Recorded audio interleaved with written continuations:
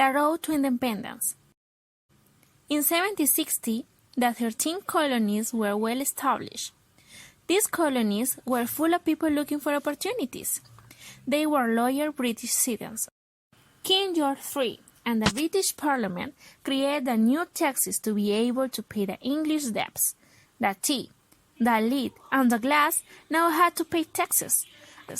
A law was passed, which didn't allow the colonies to establish new farms or towns beyond the Appalachian Mountains. Another law allowed British soldiers to move into any citizen's home and demand food, shelter, and transportation. The tension grew until one day the colonists were upset and threatened a group of British soldiers, and these soldiers shot at the crowd, killing 5 Americans. To punish the Boston colonizer for the tea wire incident, King George closed Boston Harbor and the boats were unable to enter or exit. Many people lost their jobs.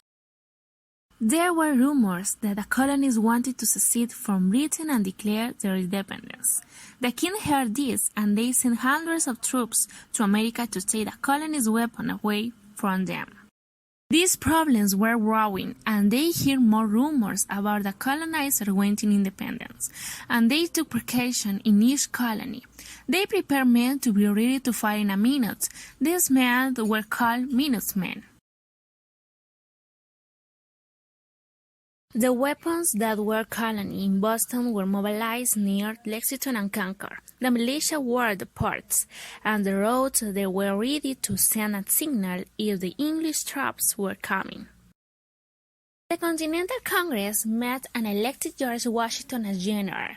The Congress wanted there to be a peaceful agreement between the American colonies and Great Britain. The Congress wrote a letter to King George, but the king didn't want to read it and send British troops. Congress saw that there wasn't a peaceful solution, so the Continental Congress wrote and signed the Declaration of Independence and prepared for war.